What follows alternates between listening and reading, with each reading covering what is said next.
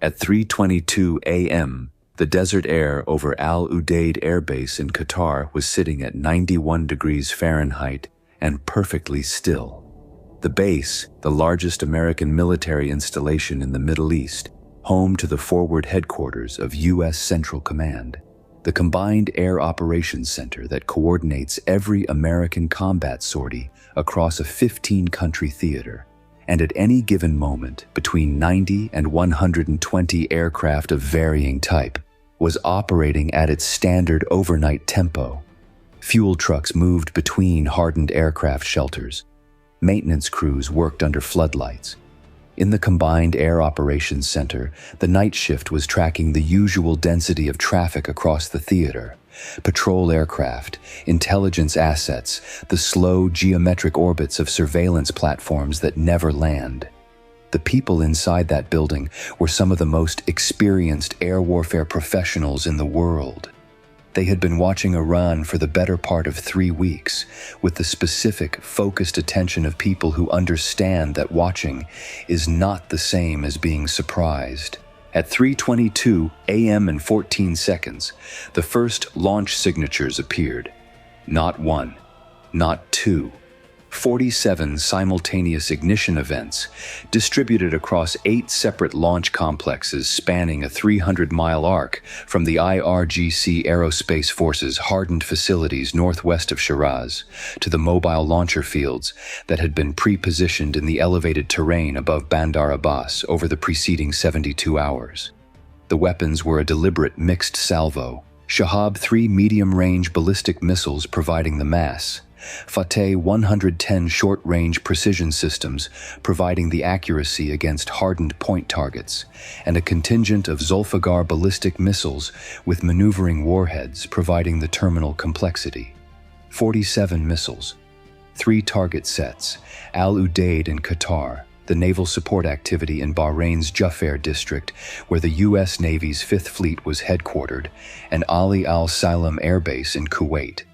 In the IRGC Aerospace Force's strike planning documentation, this operation carried the designation they had given it in Farsi, which translated loosely as the phrase, breaking the teeth.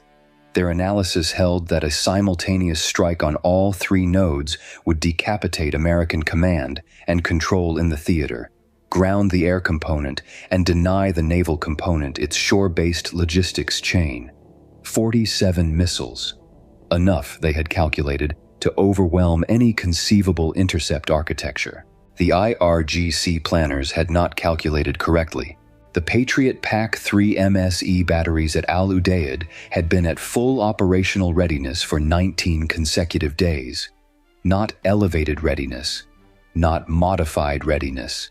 Full operational readiness, meaning every radar active, every launcher loaded, every fire control solution updated on a continuous basis against the known IRGC launch complexes.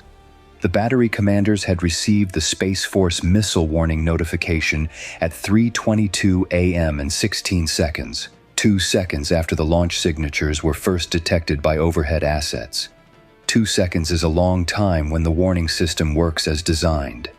The Patriot engagement control stations at Al Udeid, Juffair, and Ali Al Salem received the warning simultaneously.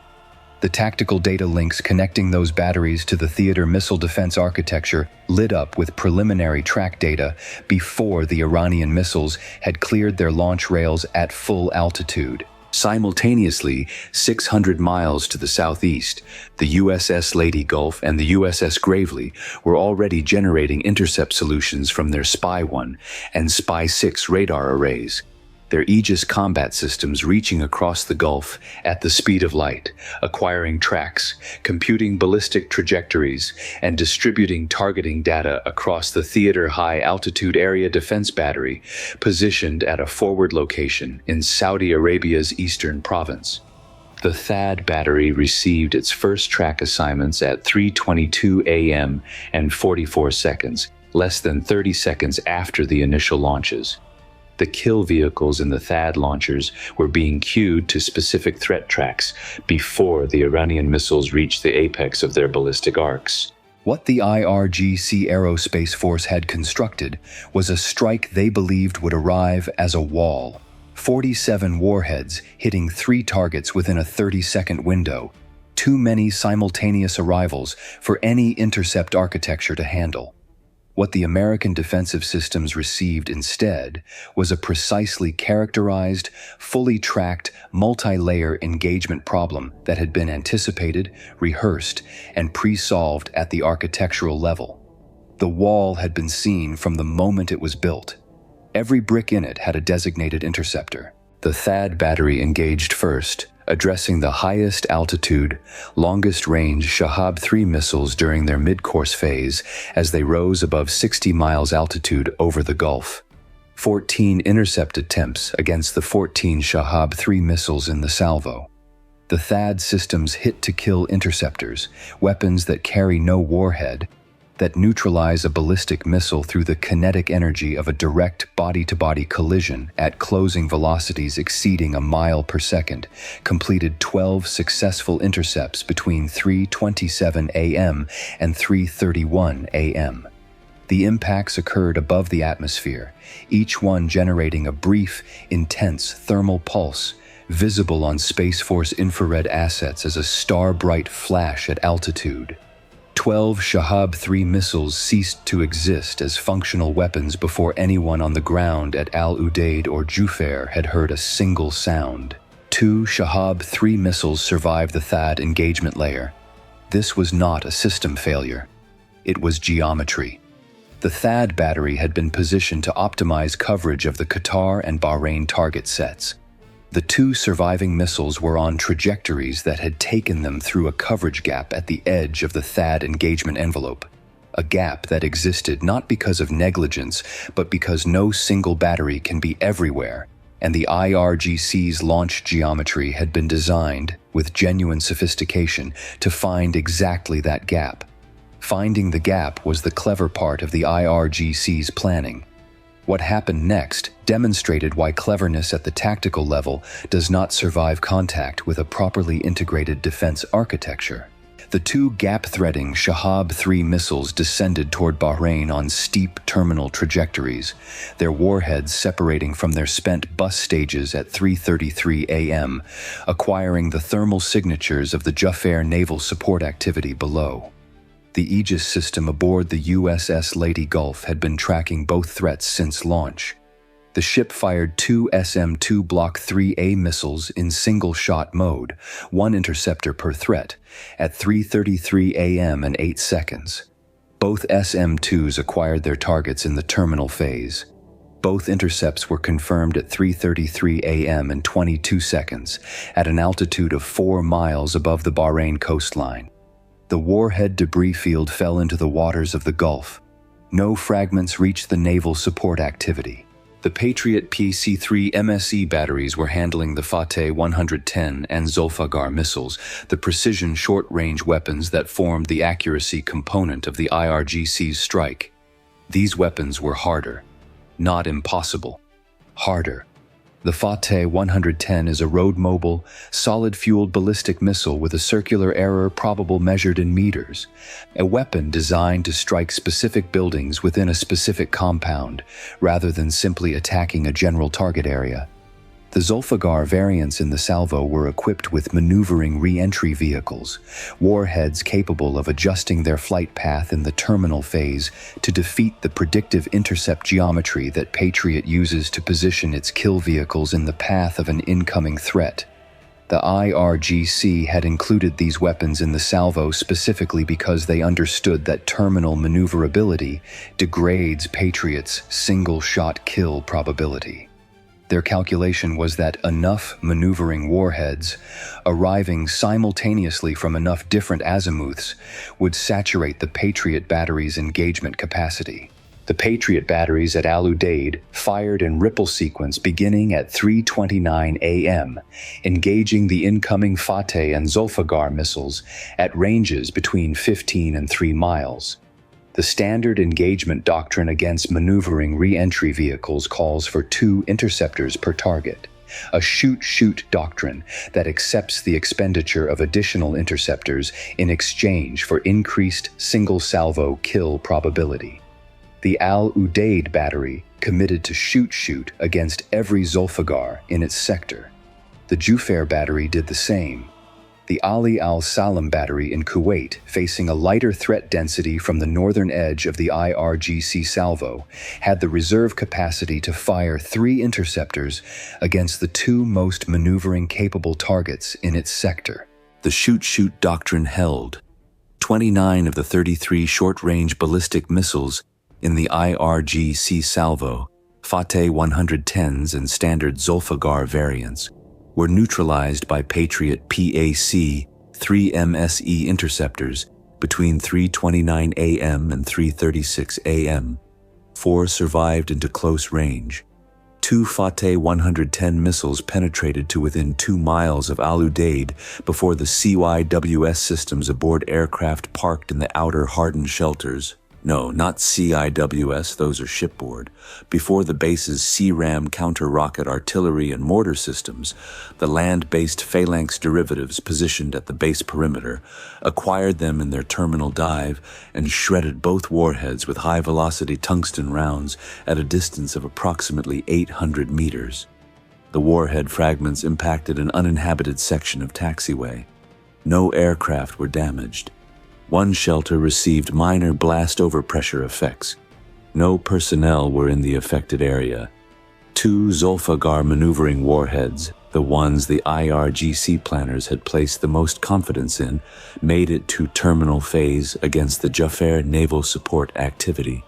The Patriot battery's 3rd engagement tier, the PAC-3 Cost Reduction Initiative interceptors, held in reserve for exactly this close-in maneuvering threat scenario, engaged both at 3:37 a.m.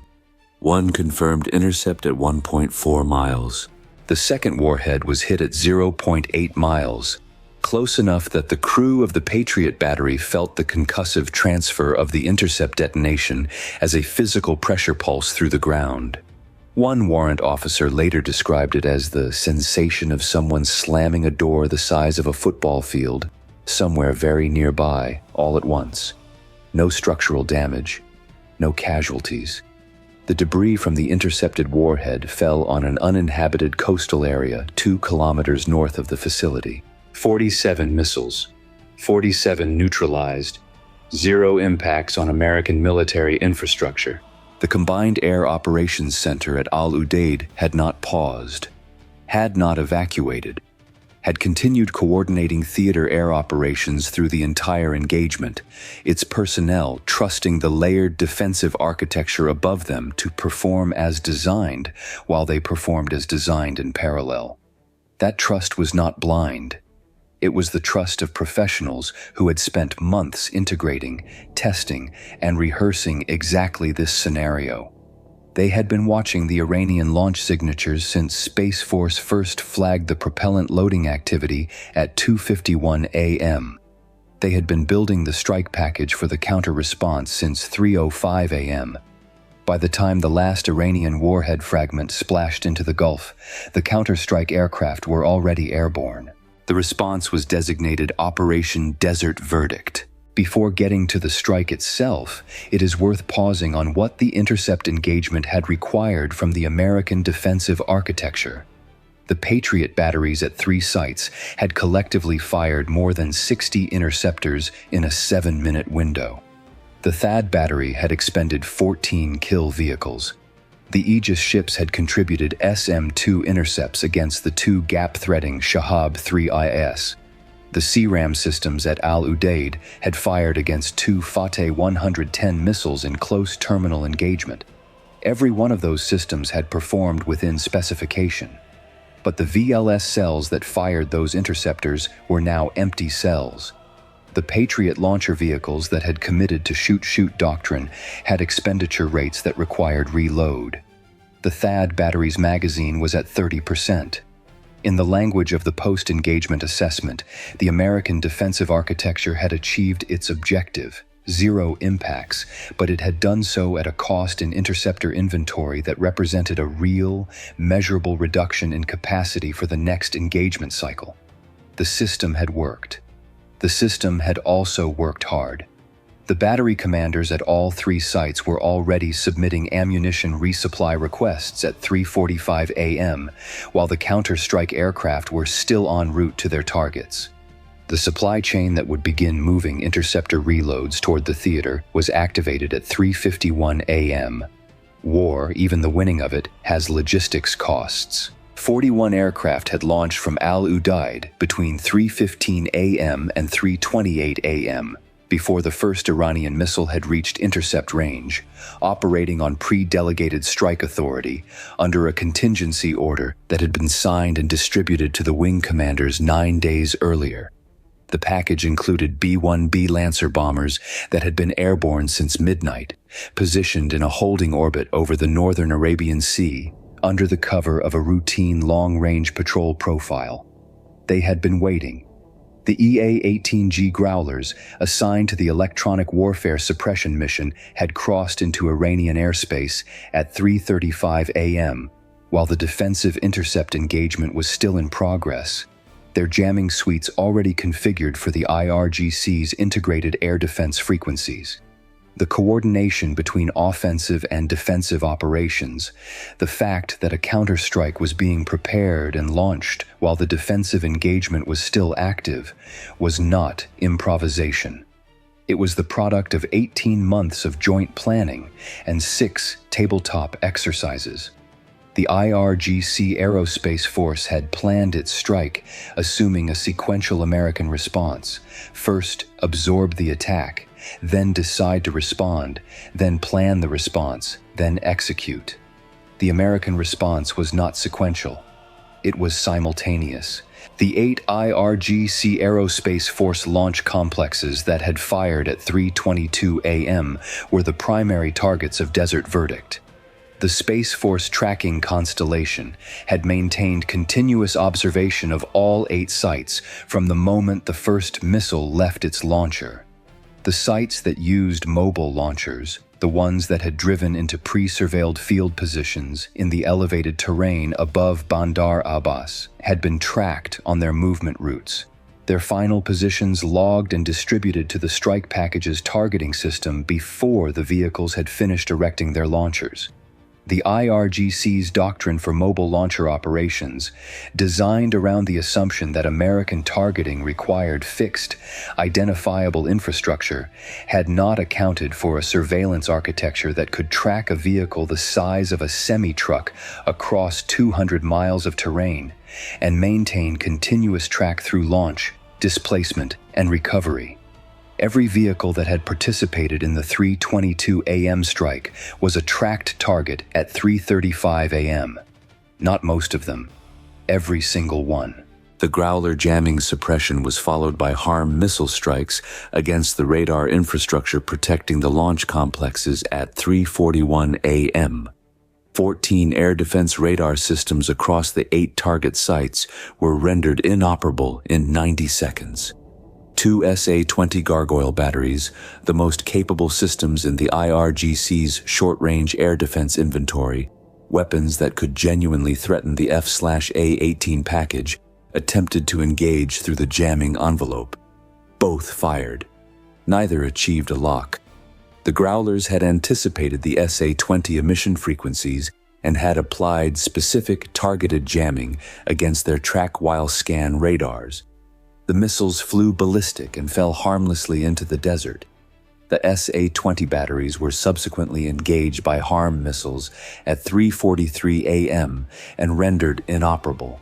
With air defense suppression complete, the strike package began systematic engagement of the launch complexes at 3:44 a.m. The B-1B Lancers, each carrying up to 24 GBU-31 Joint Direct Attack munitions and a mixed complement of JASSM-ER cruise missiles, addressed the hardened fixed facilities, the propellant storage bunkers, the maintenance and assembly buildings, the command and control nodes that coordinated the IRGC Aerospace Force's missile operations in the Southern Theater. The GBU-57 massive ordnance penetrators, assigned to the three most deeply buried command nodes, were released from altitude at 3:46 a.m., their GPS-guided trajectories carrying them to within 3 meters of their designated impact points. When a weapon weighing 30,000 pounds impacts a reinforced concrete structure at terminal velocity, the seismic signature registers on monitoring networks hundreds of miles away. The monitoring station at Muscat, Oman recorded 3 separate seismic events between 3:47 a.m. and 3:49 a.m., each in the magnitude 1.8 to 2.3 range, each precisely located at the coordinates of a hardened IRGC command node that had, seconds before the recordings, ceased to exist as a functional military installation. The mobile launcher vehicles were addressed by the F/A-18 packages using JASSM-ER and AGM-154 CJSOW glide munitions, weapons with the standoff range to engage from outside the envelope of any surviving point defense systems. The Space Force tracking data was current to within 4 minutes on every vehicle. 3 launcher vehicles had moved from their post-launch positions to dispersal areas along prepared routes. The JASSM-ER assigned to those vehicles incorporated the most recent position update into their terminal guidance at 3:48 a.m., adjusting course mid-flight. All 3 were confirmed as total losses of asset by the time the strike package's post-strike reconnaissance pass completed at 4:09 a.m.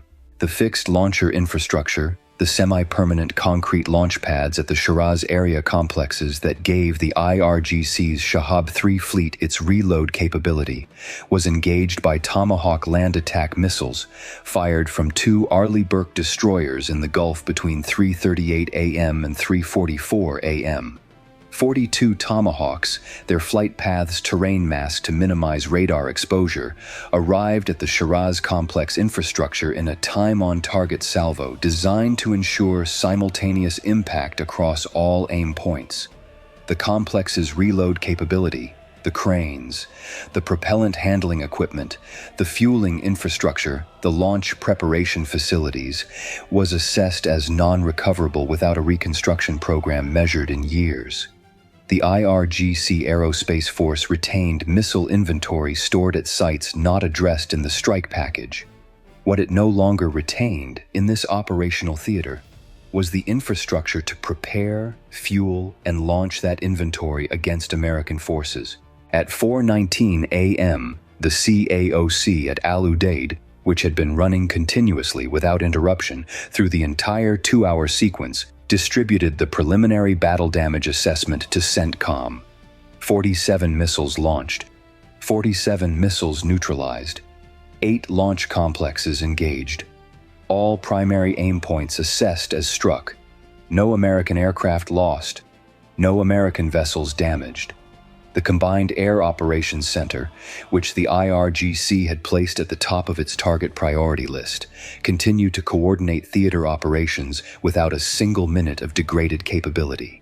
In the pre-dawn dark over the Gulf, the debris from 47 intercepted warheads was still settling to the bottom of the sea. In the hardened shelters of Al Udeid, aircraft that had been on alert since 3 a.m. were being stood down from immediate response posture and repositioned for the next operational cycle. In the Patriot battery at Juffair, the warrant officer who had felt the pressure wave through the ground was writing his post-engagement report in the flat, declarative language that military professionals use to describe events that, in any civilian context, would be considered extraordinary. The language was not dramatic because the people using it did not require drama to convey what had happened. What had happened was sufficient on its own terms. The IRGC Aerospace Force had spent years and billions of dollars building a strike capability designed to close American air power in the Persian Gulf theater. They had launched it in full against 3 simultaneous targets with 47 weapons. They had achieved nothing, not reduced capability, not degraded infrastructure, nothing. The bases were operational. The aircraft were flying. The Combined Air Operations Center was running. The Fifth Fleet was at sea, and the infrastructure that had launched those 47 missiles, the launch complexes, the command nodes, the propellant storage, the reload infrastructure, the mobile launcher fleet no longer existed. Not degraded, not damaged, gone. The message did not require translation. It did not require editorial comment. It was written in the mathematics of a 2-hour engagement that began with 47 inbound tracks, proceeded through the most comprehensive multi-layer intercept operation in the history of American missile defense, and ended in the pre-dawn silence of a theater where American forces continued to operate without interruption, and Iranian ballistic missile capability in the southern theater had been reduced to zero. In war, as in mathematics, there is no partial credit for a wrong answer.